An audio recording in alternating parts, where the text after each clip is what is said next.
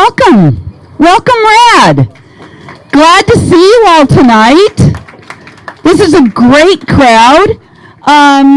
It's kind of funny because nothing's going on, so I don't know why everybody showed up tonight. But sure, let's talk about stuff. I'm Jenny. I'm the president of Richardson Area Democrats, and I am somebody told me recently that my love language is attendance. And I can tell you that's true, man. I'm feeling it.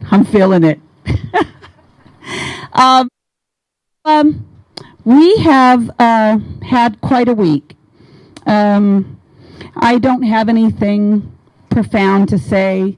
I am just glad that we're here, and we're gonna stay present and not stay in the what if this happens and what if it all falls apart. We're not there. We're right here tonight. We are together and we are planning for what we're going to be doing and talking about things that are important, and that's where we're going to stay for tonight.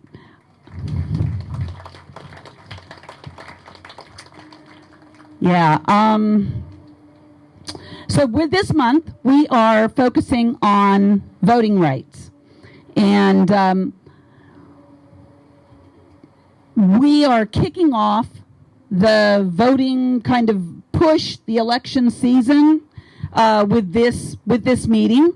And the most important thing that we have to talk about tonight is that we are obviously, everyone here is going to be voting in November.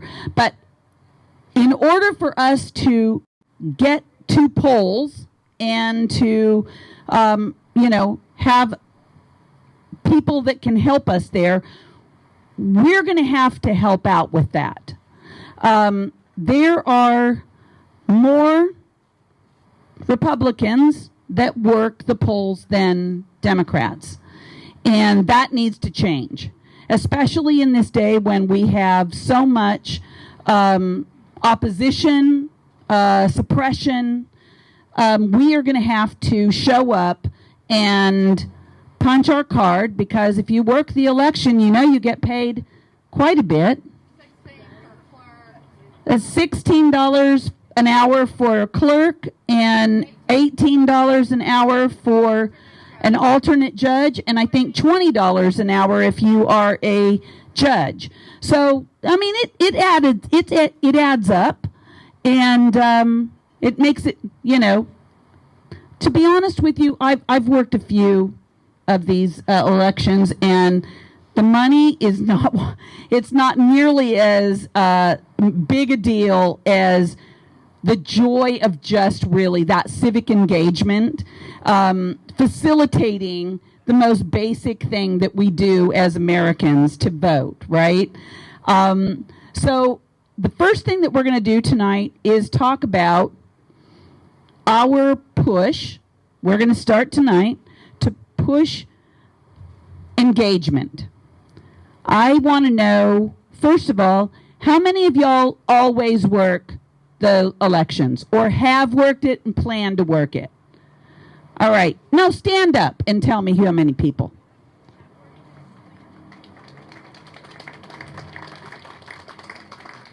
This is democracy. These are the people that are making the wheels turn, right? So how many of you have thought about working at the polls? Look at that. Stand up. Stand up. That's right. There's people here that have already been thinking about it, and there's no reason for you to not do it. Tonight, we're going to convince you and the other people that didn't stand up that we need people to come and work at the polls. There are two basic jobs at the polls. One is to work as an election worker, where you're the person that takes the information and gives the little tag and gives the ballot. And the other one is to be a poll watcher. Both of those jobs require training. One of those jobs is a paid job. The poll worker is a paid job, as I mentioned earlier. The poll watcher is a non-paid job, and you'd be working for the party, right? They have training, and this is very important. I know that you guys have probably heard that, you know, the GOP, the MAGA, is trying to recruit people to be poll watchers, probably more like poll intimidators, and we have to counter that. So it is very important. We have made a sign-up sheet. It's a Google form. We're going to put in your information, and we are going to have a list, and we're going to contact you to be able to give you information about when the training is, give you more information about what it means to, you know, be a poll worker. And so this is something that we have got set up tonight. We're going to be, we have two people that are going to be here talking about it, and have the sign up website ready for you to sign up. And so I want you to either, no, I can't give you the website because I don't have an easy website to tell you to go to. So forget about that piece. You're going to go and talk to either Mari, she's going to raise her hand right now, or Frank. And Frank is on our board of directors. Frank is the OG of the Richardson Democrats. He was like from the 80s, am I right? He's been doing this job, and he's been leading Democrats to get out and vote. He works the elections. He's the guy that's the senior election man. So he knows the answers. I want you guys to get in touch with Frank or Mari and get signed up tonight and Johnette, back in the back, you want them with the orange? No, turn it around this way. Yeah, now it's orange. She's got the sign up also. So if you guys would please plan to get with these people before you leave. If you have thought about it, if you plan on it, if you haven't thought of it, but now I'm shaming you into it, I am not ashamed to do that. We need poll workers. We need poll watchers. So if you would please get together with them, that'd be great. Do you have anything to add to that? Yeah. Well, here. We talked about who does not receive Jenny's newsletter? Okay. All right. We'll get your information to get you signed up for her fabulous newsletter. But in the newsletter, there is a link to a Google form. And if everybody here with their cell phone will pull up that newsletter and hit that link, please, as an election judge since, 4+ years at every election, if you will fill out the information, you're not signing up and committing to be an election worker or a watcher, but you're giving us your information for us to follow up with you. And so if you haven't gotten with someone with the tablet or the laptop, well, you can do it right where you're sitting with your phone. We need that information because I'm going to tell you right now, most people think that those people just appear. that work at the election. They don't. I've never worked early voting. I've always worked election day. Early voting's 2 weeks. You can take half-day shifts. There's half shifts for early voting. So, some people want to work the whole time and have this little stash. It goes on this little, like, credit card. And it's like your little hidden stash that you go do something special for yourself after you've, helped democracy work. But it's very important. Most people don't realize if there's not enough Democratic workers, they're not shutting that polling place down. They're going to fill it with Republicans. And it's supposed to be half and half. As a Democratic judge, I am very fair. My alternate judge is always a Republican, but I split my staff half and half because I believe in the process and I don't feel like I need to cheat. And it is a long day, election day. We set up the day before, we show up at 6 in the morning, we leave at 8 or 9 at night. You're exhausted. But you know that what you did that day counted. And it's exhilarating too. You meet great people. I have the same crew that works every election with me. I'm really lucky I have a good crew. And I see a lot of the same voters. I've seen a family that over the years I've watched them have more redheaded children. I mean, they just keep procreating redheads. It's crazy. But it's just those little things. You make connections with maybe even people you don't agree with, but it's humanity. But I know a lot of people are fearful given the climate. And there's some polling locations that get a little crazy sometimes. Inside, you will have a sheriff in those locations. And no one gets to come in with guns. You can't go into any polling location with guns. And I have not had poll watchers, but I know places that have. They have limitations, and if they start making people feel uncomfortable, the election judge will call the sheriff. So they don't get to do that either. So it is up to all of us to make sure democracy is applied in every election. And if we really believe in saving our democracy, we all need to participate in fighting for it. Not just going in that one day and voting, but really working towards it. Yeah, I was going to ask you, Laurie, on those hours that you mentioned earlier. On those hours that you mentioned earlier, you're not implying that the worker comes in at 6 a.m. and stays all day to 8 or 9.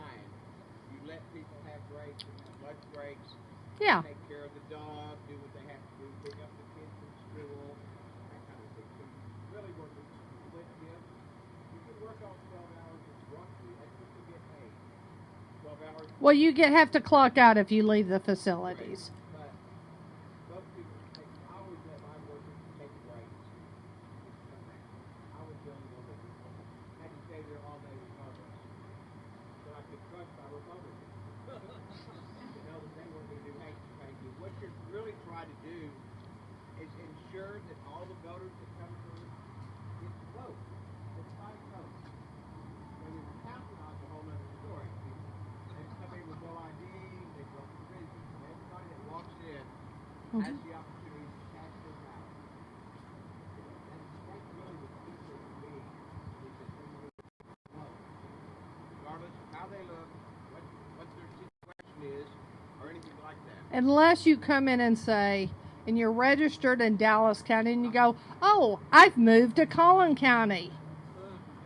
No, you can vote provisional, and keep your mouth shut. Yeah, everybody can vote though. You know. The election, I was working the election department at Watkins County, because it will see if you're registered in Collin County, which is what we're talking about on the newsletter we sent out. The links, you're going to put a sign on there so you can check your registration. Make sure your voter ID is up to date, current, always remember that before, plenty of time before every election.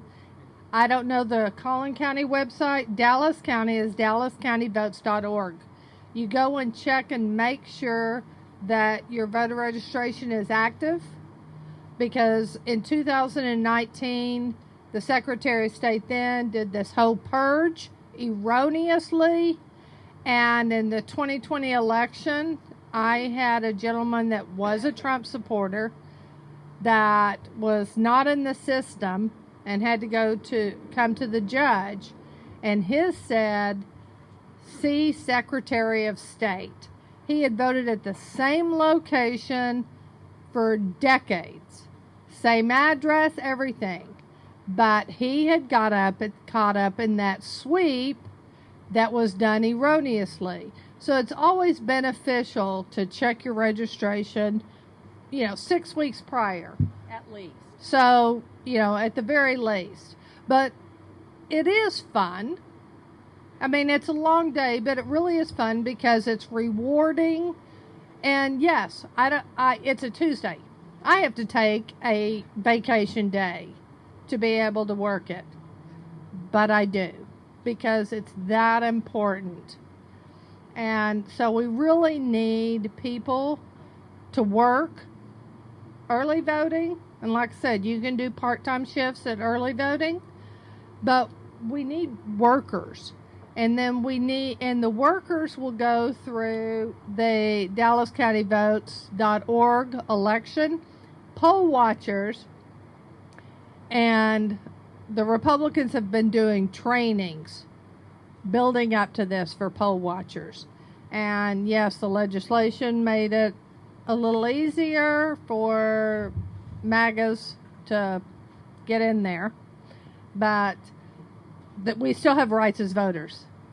So we also need to have, especially in very dominant Republican areas, poll watchers, because they are flooding the zone in heavily Democratic areas.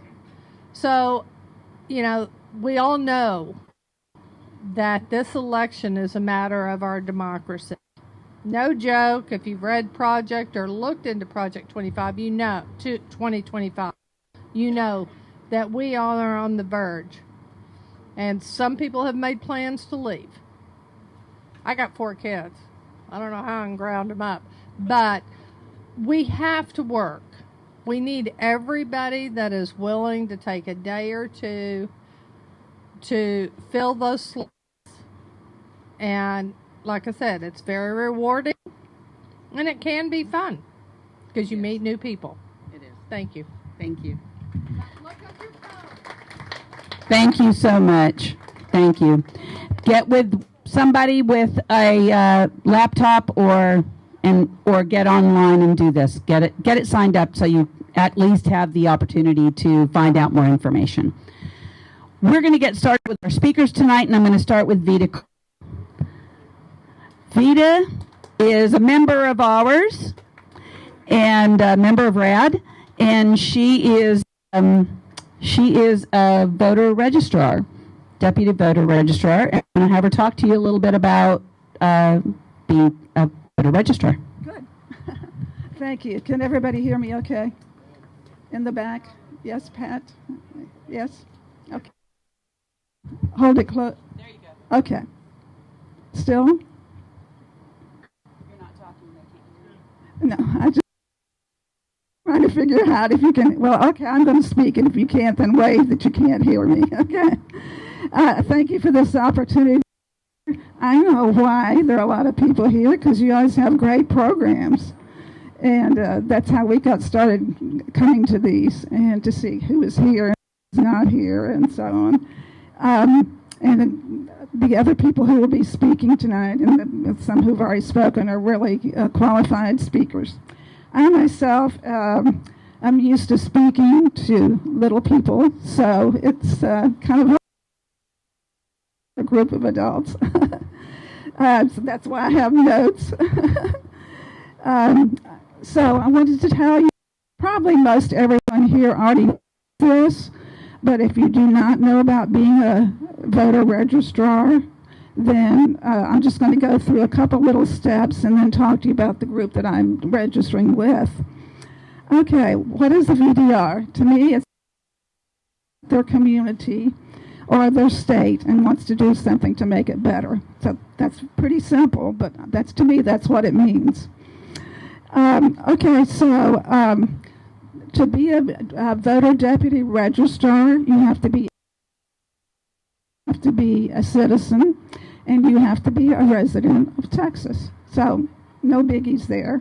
There's a couple other little things, but I know you don't want to be bored with all those details. Okay, so what you do is you take a test, or you go for training, and once you've taken that test, then you get your credentials to be a voter deputy registrar in Texas for a specific county. We do have reciprocity in Texas, where if you are certified in one county, you should be able to go to any of the other 254 counties. And ask me how I know that. 254 counties of Texas, and you can be certified in those. Some require appointments to get that certification, others and show what your credentials are and your ID, and then they will go ahead and certify you there. Okay, so my experience with being a VDR, as we call it, instead of just a voter deputy registrar, is a VDR. The first time I did it back in the teens, I asked me how many you think I registered that first year. So, oh, you know. My lovely assistant knows. Actually, 0, because I was too intimidated. I was afraid I would do something wrong, and I don't like to approach strangers, or I didn't then. And so, and I didn't have anybody to say, you want to go with me to register voters? I was just kind of adrift. So, I got involved in the 2018 Veda Senate race, which most of you probably were as well. And he made a statement along the way that really basically changed my life. He said, and you probably know this one, do you want to get up the day after the election and say, I could have done more? Well, I took him seriously and started registering voters, working with people that wanted to register voters. And so that's how I got started. And I've been known to actually stop people at a light, like if I'm standing on the sidewalk and we're going to cross the street, I'll say, hi there, are you registered to vote? And they go, oh, okay, whatever. And I have learned also now to carry a certificate. I always have one with me. Okay, now I know many of us keep them in our cars, but now I've decided it's going to be in my purse because it's readily available, because I went to a restaurant with Beto, actually, to have lunch locally. And one of the staff was not, and nobody in our group had a form. So that's a lesson learned. Okay, so what do we actually do? I know all of you know this. This is a registration form. I always ask them to fill it out, read it in detail, and then fill it out. And then I look over it. That's what VDRs do. You look over it to make sure everything is not correct, because you don't know if it's correct, but everything is filled out. And also, I tell them, sure, what you're doing is legible, because how many of you know Jessica Lugo? She has been a presence in this area for a long time, and she does work for a different group. She told Alice about 10% of those who are registered are rejected because they can't. And so I always say, would you please read this, fill it out completely, and make sure it is legible. Okay, so the ones who are most apt to be rejected, however, are what we call the mail-in ballots, and then probably most of you have used these or at least seen them. They're done by counties or the Secretary of State. A person fills this out by themselves, mails it in, and so they may or may not do it correctly. Thank you, Marty. So after we've done that, we have to make sure those are returned to the elections department in Dallas County. Of course, it's over way on the west side of Dallas.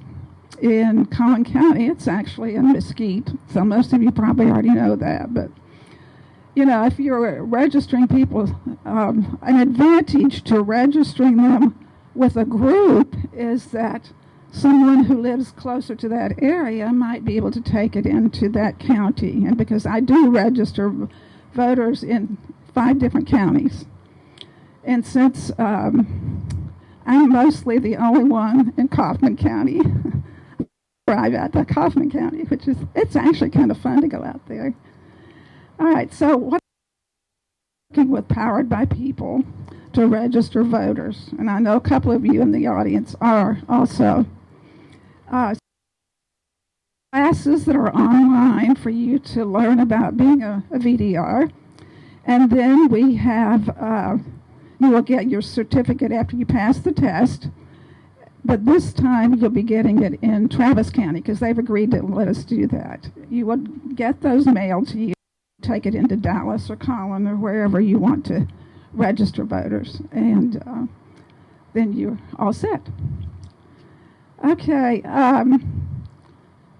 let's see. I have a lovely assistant here. He's my husband. He's going to pass around some forms and some clipboards. If you think, just even think a little bit about doing this with Powered by People, and I'm going to tell you why you want to do it Powered by People in just a minute, but there's a QR code if you want to use that. There's written instructions about how to do it, and I would love it if you would also sign on the clipboard on the spreadsheet, because I was talking to people in the Garland area, and we could not access the website for Powered by People for people to go ahead and sign up to become voter registrars with Powered by People. Okay. So if you'll go ahead and just pass those out, if anybody wants to sign up, that would be really great. We're going to need all the people we can get, because we are going to have a big push starting August the 7th with college students, and they're hoping that everybody will sign up for 2 sessions per week. All right, so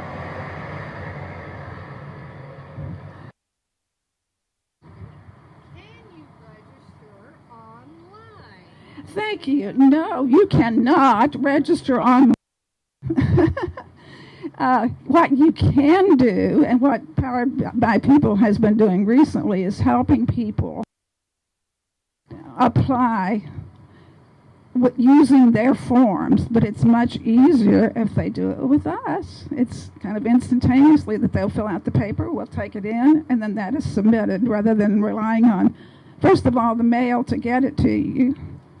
And then are you going to actually send it back? Are you going to fill it out? Like I said, those mail-in forms, the same thing if you send somebody one, or if somebody went online and actually printed one out themselves, chances are they're going to make a mistake. Okay, so why Powered by People? Because for us, we have regular sites where we go, and we have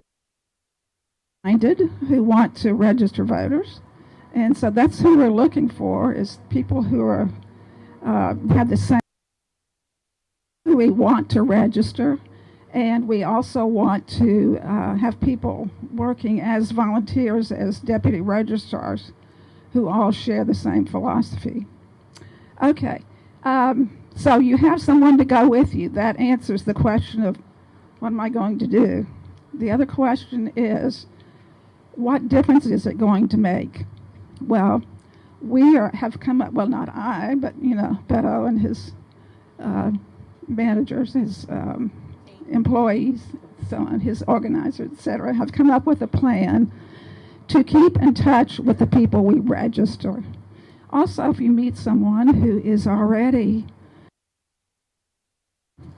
then you can ask them if possibly can I, keep contact with you, because when you're going to get out the vote, we know how Dallas and Collin County, I'm not sure the facts exactly for Collin County, but I know it was pretty dismal the last time that we had an election. So we need people working together, not just what you're saying is really great, and I appreciate that. But we need to get people registered, and we need to keep contact with so many people so they will actually go vote. So that's what Powered by People is all, is registering people, keeping contact, and getting people. Okay? Thank you. They can register online because of misinformation.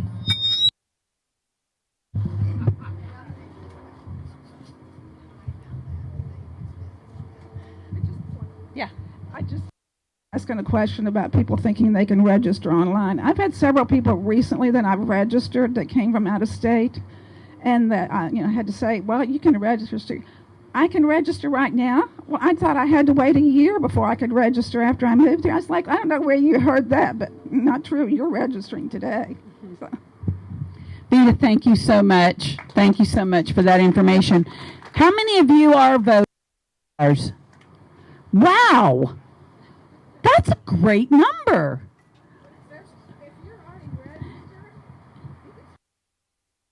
I mean, she wants to tell you, if you already are a board registrar, you can still get together with Powered by People, which, in case anybody doesn't know, is the Veda organization that's registering people to vote. So please sign up to work at the polls or watch the polls, and sign up to be a voter registrar. Okay, we got that out of the way. Wait a minute. No, we're just going to go. Come on up, Jenna. Jenna is the former voter protection, the Texas Democratic Party, TDP. Yeah, and this is just former, so she's fresh on everything. So I appreciate you being here tonight. Thank you so much. Absolutely. All right. Thank you so much, Jenny. And thank you guys all for being here. It's easy to get people to come out to talk about candidates and block walking and canvassing and day, but when you start talking about voting rights and voter protection, people get a little spacey. So I appreciate you guys excited to come here and talk about ways that we can help make sure that people can cast a ballot that counts. So like Jenny just said, my name is Jenna Royal. I am the immediate past voter protection director with the Texas Democratic Party. I was lucky enough to hand off the job to my friend John Mott, who's sitting right over here. He started on Tuesday, so everybody, thoughts and prayers for John. T's and P's, bud. All right, well, what I want to do is kind of walk you guys through the voter protection landscape that we have seen over the past 1 to 2 years in Texas. Some pretty critical changes in what we're seeing Republicans do at the polls, what we're seeing Republican poll watchers do. Sorry, can you hear me now? Okay, I'm loud in my own head. So things that we've seen Republican poll watchers do at the polls in the primary and in the constitutional in November, as well as troubling trends that we've seen in Republican CECs that would actually directly affect Democratic voters, and the things that we've done to fight back against that. And then ways that you might get to play with John during the general. So I'm going to give you about 12 different volunteer opportunities. But what I want you to do first is, I'm looking at this. It is the voter protection volunteer opportunities through the Texas Democratic Party. And you can pull this up on your own computer or your own phone by going to txdem.co/vopro-opp. vopro-op.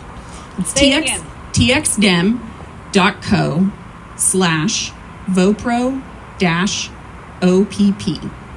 And I'll make sure that Jenny has this link. It is we call it a one-pager. I think it's 7 pages.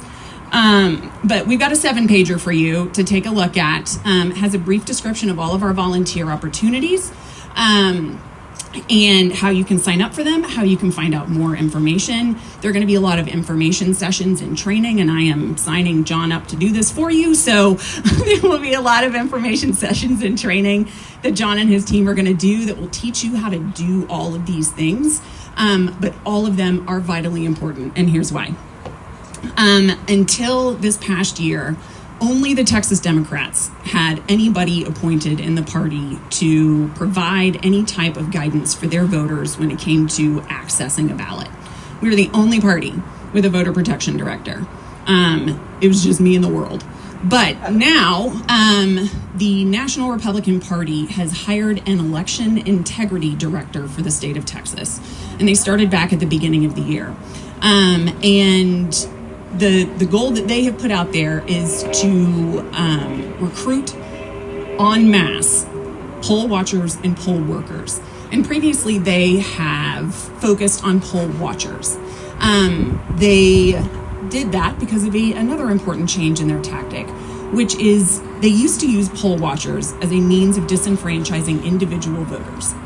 The trainings that we have seen, and the Republican poll watchers that we have talked to have told us a lot about where their focus was. And even the poll workers that we talked to after the primary said that they saw the same adjustment. It is no longer a focus of this person doesn't look like the type of voter I would want to cast a ballot, so I am going to do what I can to interfere with this.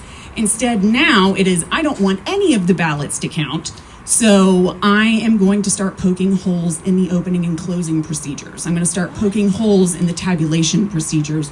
I'm going to start griping about not having serialized ballots. We are going to talk about the electronic voting machines as though they are sentient George Soros robots that are going to wake up in the middle of the night and kill you in your sleep. None of those things are true. They're just machines, and they're not even connected to the internet. So they are nearly unhackable. But what we want to do with poll workers and poll watchers is, instead of having a program that is designed to disenfranchise people, we want to put together, and we have been working really hard, and I'm going to continue working hard with John to put together a program that takes things like the poll watcher program, that was designed to disenfranchise Texans, and make it a voter empowerment program. So, thanks, Jenny. So what we have done, and what we're going to continue to do, is to train our poll watchers on our voting values. We do the same with our hotline volunteers. We do the same with our voter protection ambassadors, our social media teams. I drilled into everybody in the party how important particular wording was when it came to making sure that people were confident that when they cast a ballot, that ballot was going to count, and that when the winner was declared, that winner was going to take office. Yes. And they seem some very basic principles, but they seem almost out of our reach at this time. So the work that John is going to be doing with the department is critical, because the focus has turned from individual voters, attacking individual voters, to attacking and undermining the entire system. That means we need to have a system-wide response. I will always pitch for our poll watcher program. We need a few thousand poll watchers, almost 9,000 if we wanted 2 poll watchers at every polling location on Election Day. We've got about 4,500 polling locations on Election Day. That's not really ever our goal. It would be monumentally huge. But we would like to have somewhere between 1,000 and 2,000 poll watchers to make sure that we have them in our big urban centers like Dallas and its surrounding areas, Travis and its surrounding areas, et cetera, but also in our places that are up and coming. Some of our border towns, border communities have really, really hotly contested races. And a lot of places are currently being watched by our Attorney General. He wants to see if he can find some voter fraud. So there are a number of places that we have on our watch list that we want to make sure that we fully populate with poll watchers. The only way that poll watchers work, though, is if we have a robust boiler room and a robust hotline. You've probably heard of the hotline. You may have never heard of the boiler room, and boy, are you missing a party. If you've ever wanted to be trapped in a hot room full of lawyers talking about really nerdy things, this is the job for you. So, our boiler room is simply the place that our poll watchers report into, and that boiler room will determine what needs to happen with the incidents that's been reported. It can either be solved with the poll watcher, or they ramp it up to John at the statewide boiler room. Also, conversely, things will come in through the hotline that I will talk about momentarily. Things will come in through the hotline. We'll put it through the boiler room, and we'll either call an election administrator, call a party chair, and we'll figure out where that information needs to go through the boiler room, and it will be dispatched that way. Now, I'm a Democratic lawyer. I also love voting rights. So I have decided that as Democratic lawyers, we need to get involved in voting rights, because that's fun for me. So if you are a lawyer, please, please, please take a look at our boiler room opportunity. It is a really, really, really great way to dig more into a lot of election administration, a lot of voting rights information that you might not be able to dig into really quite in any other way that you could volunteer through. So, boiler room, hotline. This is one of our most popular volunteer opportunities. If you've ever phone banked and hated it, this is not that. People are calling you. People are so excited to vote, they want to call and ask you questions about it. Like, who wants to miss that? I have had so many volunteers after their first shift say what a gift it was to be able to sit there and help a 101-year-old lady fill out her vote by mail application correctly. And then she called us back when she got to mail her ballot in. She was just so excited. The whole process worked so seamlessly. We were there to help her. She was confident that her ballot would count. We had taught her how she could track it online and how her daughter could help her do that. It's just the most rewarding volunteer opportunity, and we need tons of you. And we make it super, super fun. We have trainings and info sessions and technical training sessions. We make it as simple and as easily accessible as possible, so that as many of you, despite maybe nerves about technology or remote volunteering, we ease that entry into the technology piece of this as best we can, and we are in constant contact with you, as well as our hotline captains, who are amazing. They've been doing this for years, and they, alongside your other hotline volunteers, create this amazing community. And even after my departure, I'm still in a text thread with all of the hotline captains. So it's a really, really amazing group to be a part of.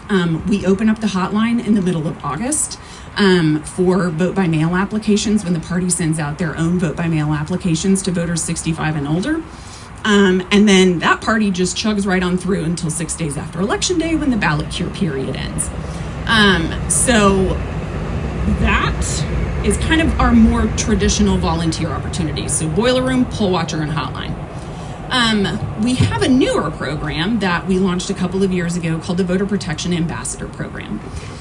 And this is for people who either just want to get more comfortable talking about voting, or who register voters, who talk to voters on the phones, talk to them at the doors, candidates, elected officials, community leaders, anybody that is going to interface with the public and talk about voting in any way. We highly recommend that you take our Voter Protection Ambassador training. It's going to give you the best ways to talk about the 7 most frequently asked questions when it comes to voting. So ID, registration, polling locations, where do I find certain types of information? And we start training you, and then you can start training the world on where they can go for information. And it's about making a permanent connection. One of the really cool things that Powered by People is doing is when they register voters, they stay in contact with the people that they register. They make them part of a community of voters. We want to do the same thing. We want to create a community of voters. And here's why. Research has shown us very clearly that voters hang out with voters and non-voters hang out with non-voters.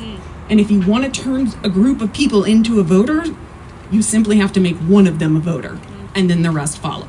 So if we can start talking to people in a way that makes voting accessible, it may not sound fun, but it may sound important and urgent. But if we can get a couple of people to vote, but not just vote, talk about voting and talk about it correctly, then we can start creating larger communities of voters in places that we don't have to personally be in every time. So it's called a snowflake model. So we want to start that with our Voter Protection Ambassador program. We have done a couple of trainings. They have been amazing.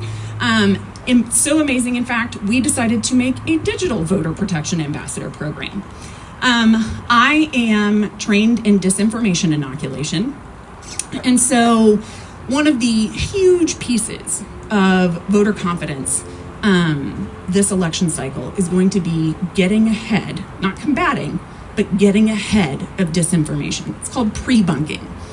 And we have found that time and time again, you are more likely to interrupt disinformation by simply putting good information out before the bad information gets there.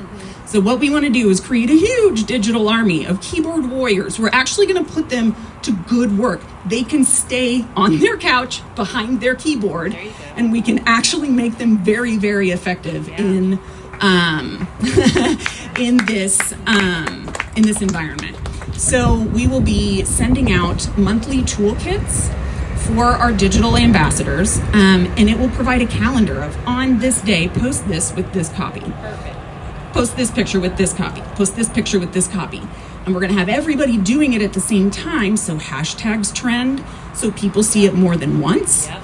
And so that it is consistent messaging from everybody, from me to Jenny, to Beto, to Wendy, to every elected official. You know, we want as many people sharing this as possible. We're also going to be working with our candidates through the party to make sure that they are sharing similar information, if not the exact same information. So again, it has everything to do with consistency, repetition, and getting out ahead of it. So this is probably one of our more urgent volunteer requests. And it's one of our easiest. So early and easy. What a way to go. There you go. All right. You had a question, Sarah. Where are you posting? What format are you posting? So we were going to be providing like... Repeat the question. Oh, he asked where we would be posting. So we're going to send like a Google Doc out that will have the graphics and the copy in there, and you post it wherever you want to. So if you're on Threads and Reddit, that's where you post it. Yes. Yeah, this is not a question, but there's breaking news. Biden is stepping down from the Democratic.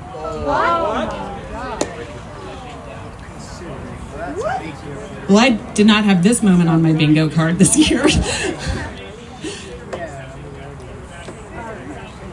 Okay, he's considering. All right. Well, in case you didn't hear, there's breaking news that Biden is apparently considering stepping down. So. Okay. All right. Well, either way that goes, we still need these volunteers. So, because no matter what, we're running against Donald Trump. And no matter who runs, we have to make sure that when we turn out the voters, that the doors to the polling locations are open, that the machines are plugged in, that we've got ballots, that everything is opened and closed the right way, and that really importantly, we've got poll workers and poll watchers in the building that can swear that they were opened and closed the right way. Because if it's all Republicans in a heavily Democratic voting area, and they want to claim that the machines were not opened properly and the tabulation doesn't count, and we don't have any Democrats that were there to say it didn't happen that way, what are we going to do? Wow. I want to say one more thing, and then I'm going to get out of here. And I appreciate everybody hanging in with me. Poll watchers are volunteer positions. Those will be appointed through the party or potentially through some individual candidates. We try to run everybody through the party so that we have one boiler room for all of the poll watchers, and our boiler room isn't having to talk to like 12 other boiler rooms. Now, Dallas and Harris and some of our other larger counties also operate a boiler room, but they serve as a regional boiler room to our state boiler room. So they're a part of our universe. But poll watchers are incredibly important. Please sign up for those through the party. You can find that at txdem.co/vopro-op. Poll workers, however, those are our paid positions. Those, please do sign up through Jenny for those. We do not recruit individually for that. We have some ways that we're supporting county chairs and counties and election administrators on recruitment for those, but we don't do the recruitment individually. So please go through Jenny and RAD to get connected to your county, whether it's Collin or Dallas. I am about to run. Does anybody have any other questions? Go. Yeah. Wait. Do we have a microphone? Ready. Oh yeah. Hi, is it legal if you're a poll worker and you're there first thing in the morning or at the end of the evening to take a video? Okay, that's what I thought you were. So how do you prove things were done correctly? So the election judge is allowed to have their phone, but poll watchers and poll workers are not. The judges and the co-judges are. Plus, everybody that works the election has to sign off on Yeah. the report. Say it again. So,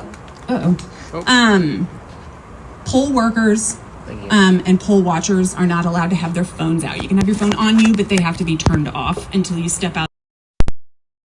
Electioneering mark. Election judges are allowed to have their phones. So the question, can we record things? Only an election judge can. Jenna, can you explain why that's not allowed about blackmailing people to vote?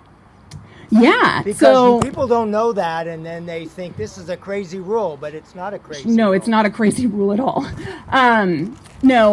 So it has a lot to do with partly with ballot secrecy. What's the question, please? Oh, why can't we have our phones out? It has to do with ballot secrecy. One of the most important things we can do is protect the secrecy of everybody's vote. Still working on that, but that's for a different meeting. And but also, candidates have been known to pay people for their votes. And if they have their camera out and they take a picture of their ballot, they walk out of the building and they go show the candidate, hey, I did this, and he gives them their 6-pack of Miller High Life. So that is not what we want. And so that is just one of the many ways that we try to prevent vote buying. And for the record, both sides are interested in not buying votes for the most part. Yes. Hold on, Jenny's got a microphone. You have to still talk loud. Sure. My question was basically, if you want to be a poll watcher, how is the assignment for that done? Is it like your local area, or are you sent sort of where to go? Yeah, I wish it could be. So we can only have 2 poll watchers per location. Okay. You have to be a poll watcher in the county in which you're registered. Right. So you will absolutely be inside your county. If you have a location radius, like limitation, like you're not allowed to drive a certain amount of time away, or you live in a huge county like Denton where it can take an hour to get across it, and you just can't spend an hour in the car each way, you can let us know. We can narrow the radius. But it will not necessarily be your neighborhood polling location. Great. Thank you. Sure. That depends. He asked if that was the same with poll workers. That depends on the election judge who is appointing the workers. Okay. Yes, so my question is, does the Texas Democratic Party have a plan to recruit alternate judges and judges? Because as much as workers are important, having an alternate judge in a Republican county is going to count even more than a poll watcher. Sure. So, no, we do not have the resources or the capacity to be able to recruit election judges for every polling location in every county. And that is handled by the county chairs and the election administrators. So we support them in helping them with recruitment tools. Yeah, so we help them by supporting them with recruitment tools, but we do not do the recruitment ourselves. We just don't have the capacity. Did you what Say is it. this? Just say it. Did you mention the hours on the poll watchers? I know that they can't come and go.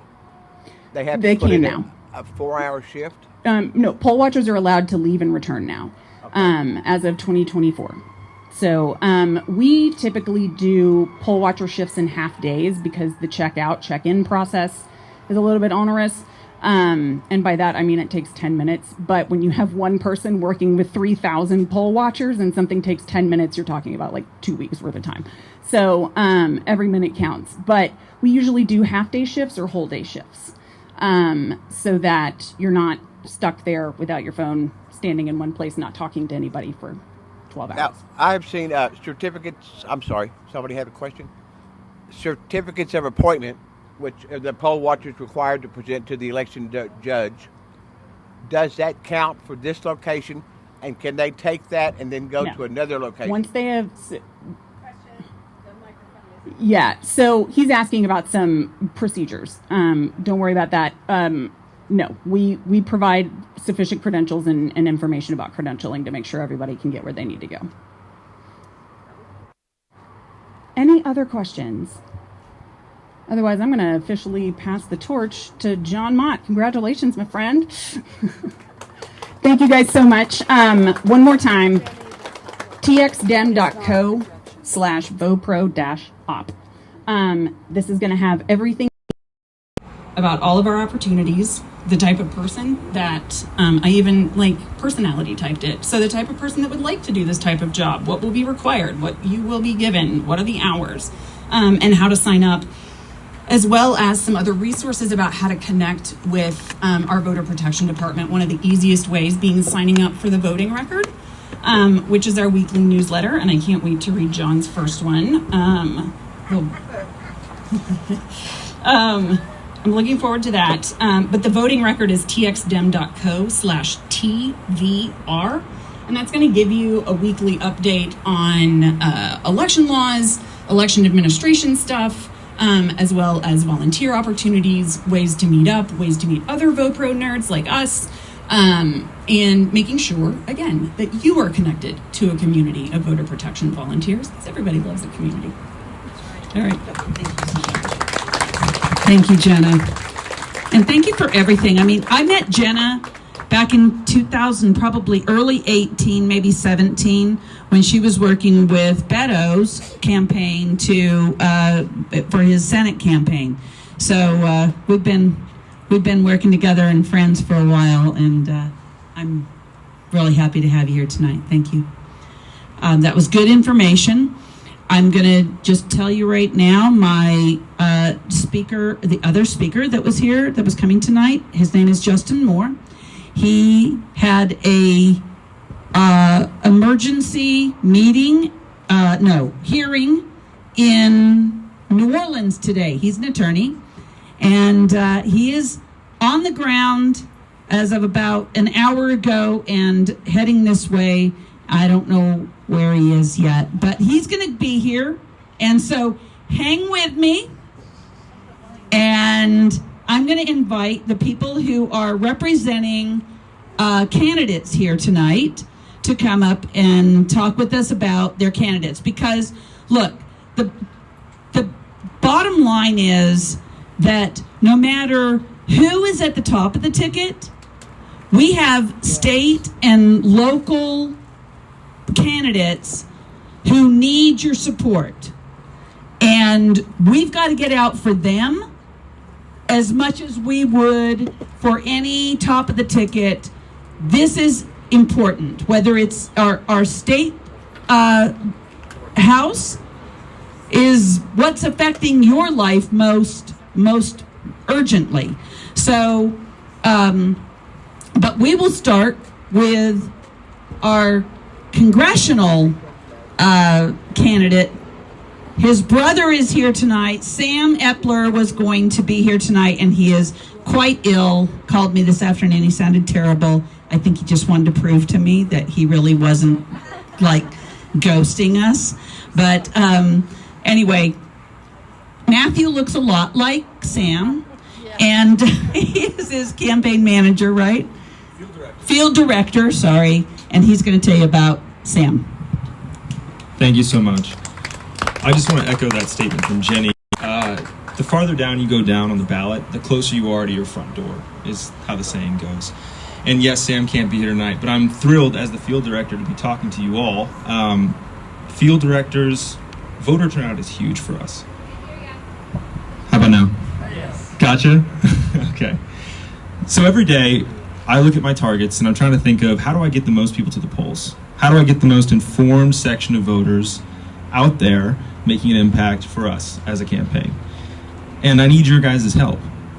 So what I'm trying to do right now is grow our volunteer corps. Right now we have over 300 volunteer contacts. We've added 6 interns that work with me on a daily basis. And every day we get together, we huddle up, and we think, how many doors do we need to knock on in order to make a difference in one of the most contentious races in Texas right now?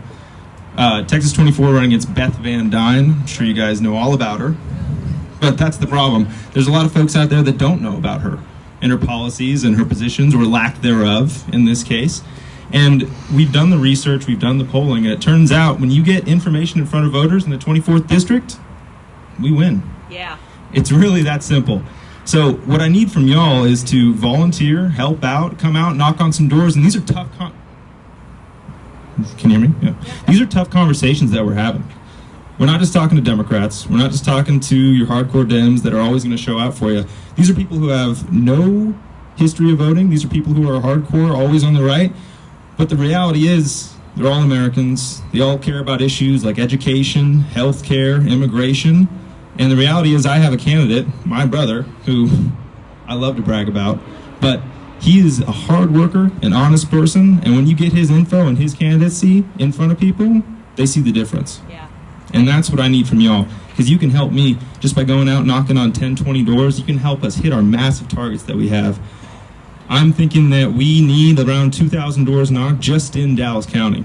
And we got lots of areas in Tarrant. We've got great candidacies out there. We've got Laura Lehman. We've got Scott White running for HD 98. We've got Avery Bishop in HD 112. And we're all working together. We're all working together on this, and it's an uphill fight, but with your guys' help, and I think we can get it done. So thank you. I want you guys to go to samupper.com. Just click Get Involved, and you'll get on our list. Give us your name, your number, and I'll reach out personally with all of our campaign events and info, and hopefully we can get you out there knocking on doors. Thank you, Matthew. They're going to be in the Richardson area this weekend, and we have mobilized that we can get you to sign up for that and show up and start knocking on doors. This is a campaign that is so winnable, you guys. This guy is, if you haven't seen him yet, he's going to be here next month because he didn't come today. He's going to show up, and you're going to be blown away. If you have not seen him before, please come and see him soon. Oscar, if you would please come up and talk about Mihaela Plisa. She is our representative in HD 70, which is just a sliver of Richardson, mine. But she's also our current representative in Collin County, and I'm very proud of her. I want her to be re-elected.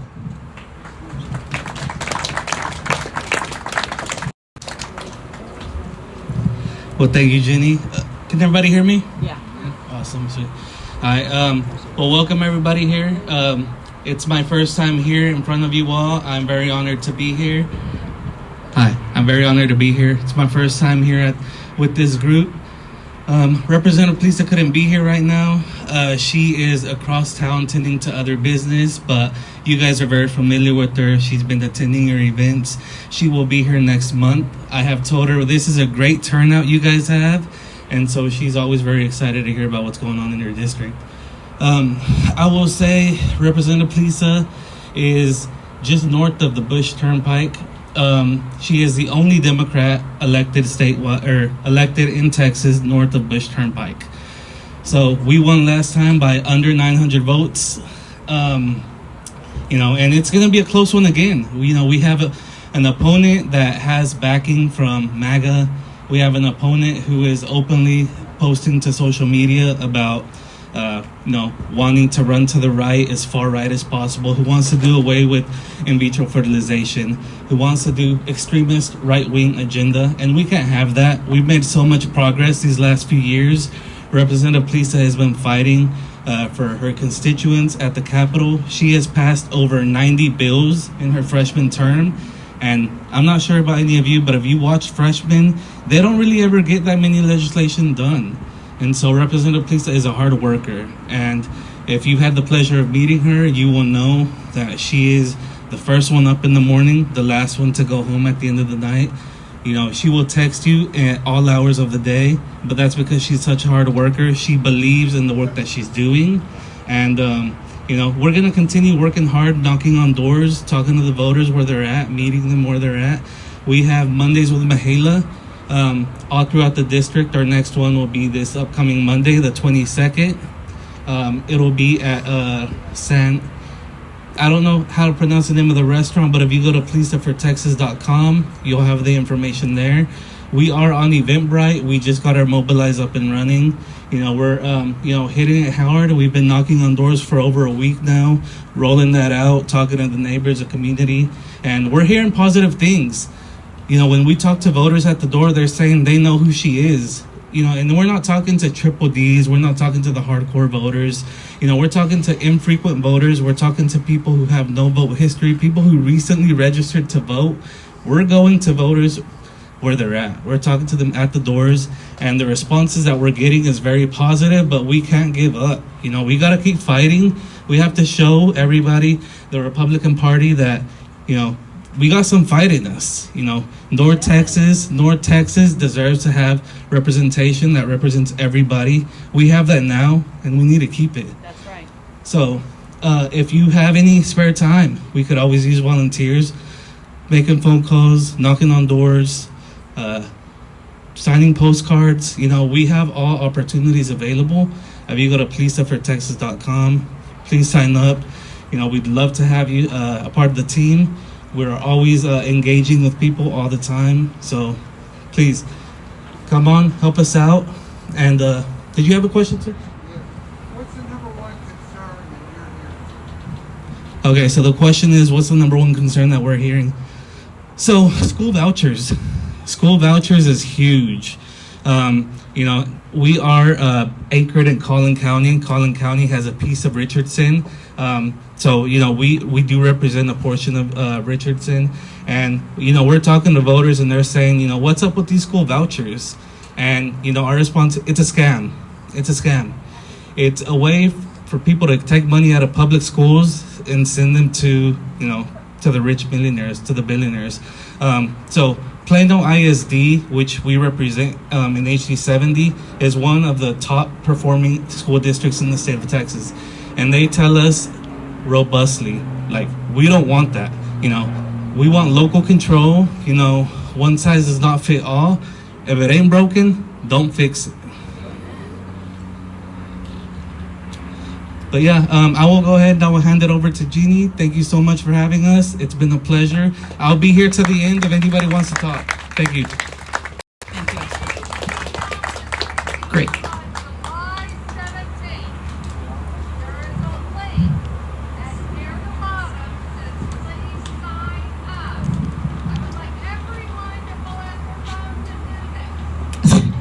Thank you. She wants you to pull out your phones and sign up. I have another representative for a candidate that's here tonight. I'm very excited. Yes, please, Sharon, come up. Sharon is representing George King, who is running for State Board of Education number 12. Yes. One of the most important districts that you don't hear very much about. So I'm super proud to be supporting my friend, my former colleague, George King, for the State Board of Education District 12, which includes all of Collin County, about 12% of Dallas County, 7% of Denton County, and then a whole swath of rural communities up to Oklahoma. Super important that we get a big turnout for this. The State Board is responsible for curriculum and also for instructional materials. There are only 15 seats on this board, so the district is very large, 1.3 to 1.5 million voters. Eligible voters in this district. So it's really important that we get the word out. George has 40 years of experience in public education. He believes strongly in doing what's right for kids, and he's really kind of sick and tired of having politics and ideology being inserted into our public education. George will be here August and September at meetings, so you can meet him. GeorgeKingForEducation.com. We overlap with so many of these other races, with SAMs, with Mihalas, and we'll be walking alongside with them. It takes all of us, right? I always say, on any given day, anything can happen. So we need to be out there working really hard and supporting our candidates. So GeorgeKingForEducation.com. We need volunteers. Obviously, we need donations like every candidate does. It takes a lot of money to get the word out. So thank you so much for your support. I really appreciate it very much. Thank you. Thank you, Sharon. Well, we have come to close to the end of our time here, and our speaker, Justin Moore, has not shown up. So guess what? We have a few minutes that you have to get together with Frank and with Mari and with Johnette and sign up to volunteer to get more information. That's all we're asking. Sign up to get more information about working at the polls. Please sign up. I got some really big information for you guys. I want to tell you two things that are coming up. Well, I'm going to tell you one thing that's definitely coming up, and then the other thing that I haven't gotten confirmation on yet, but I'm going to tease you with it because I'm being teased. In September, we're going to have a back to school focus, and we have Representative James Tallarico, who is going to be coming to our meeting. Y'all, this is a big deal. If you don't know who James Tallarico is, please look him up, because you're going to be like, oh, I can't wait to see that guy. We're going to be meeting on September 21st. It's a Saturday. It's not our regular meeting day, but it's how we could work it in with him. But we're also going to be meeting at Richland College, because a lot of people are going to come. And we're going to have an opportunity to expose a lot of people to our local candidates who have a passion for education. And they're going to get to stand up next to James Tallarico and talk about these things. So please keep an eye out for that. Put it on your calendar. It's a big, big deal to have James Tallarico coming. This is like back in 2018 when Beto was starting his campaign. Y'all hadn't heard of him, but you know now who he is, and Tallarico is that kind of a candidate. So I mean, he's a representative down in the Austin area. Check him out, James Tallarico.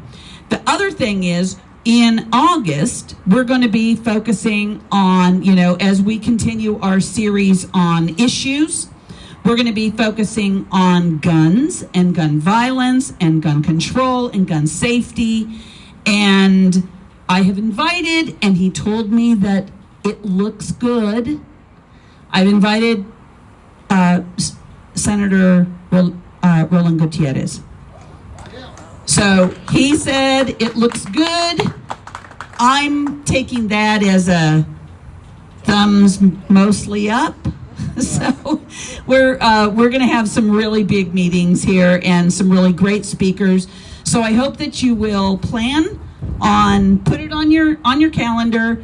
We're going to be back here on the third Thursday. That is always, with the exception of September, our time that we meet here at Four Bullets. Again, we appreciate Four Bullets for hosting us, like our new parasols. It was a nice night tonight, wasn't it? Thank you guys for coming out. If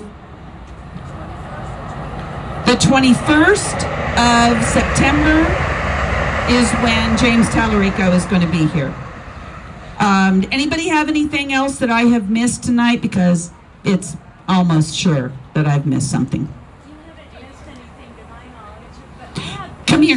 Glenna has some information that you guys might be interested in, and some swag and whatnot. Hi, everybody. I'm Glenna. Good to see a nice crowd out today. So, a group of my friends went to DEM HQ in Dallas County yesterday. We signed up to write postcards. 4 of us went down as a group. We got there, maybe we were numbered 12.